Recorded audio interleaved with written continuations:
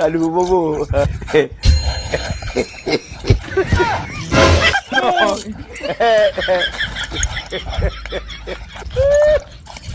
Gila.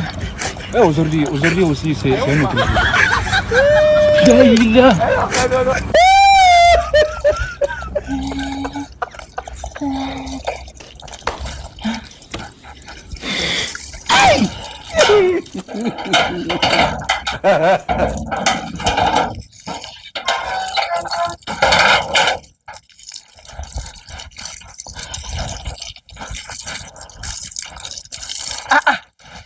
Nai short.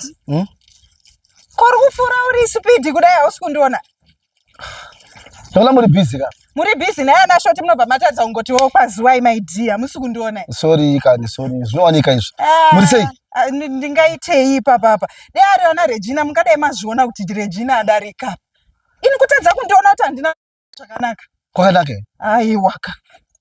Kwakanaka here. Hapana nyaya kuti kwakanaka here kuti kwakashata. Shoti kana wazvipira kuti uri murume anobatsira madzimai ka. Ungadai wandiona kuti ini handinawo kupfeka zvakanaka. Aiwa utasi madzimai evanhu. Ko Regina asi mudzimai wemunhu. Baba Nyasha vari kupi? Varipo. Saka Regina ndiwo wakabvisa. Inini rangu pendi tarisa pariri.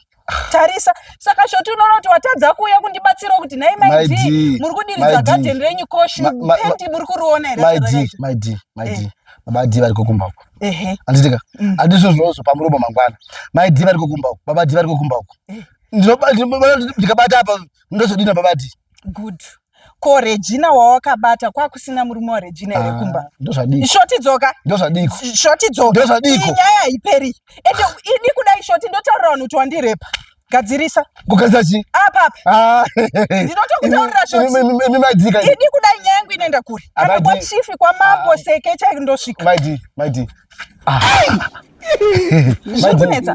simple thing kugadzirisa zvawakaitira Regina ndo zvandirika I know Regina muhombe paneni but gadzirisa kana uda kuti tiwirirane ndikuzvinzwisa my dear but zvamakuita zvimanje kama auda kutozoti baba D titazozwanana zvakanaka manje yakanodaro my dear baba D wacho ari kupi muri munhu wemunhu aiwa ndati baba D wacho ari kupi toita zvekudzipana here na shoti ndinaidzira shoti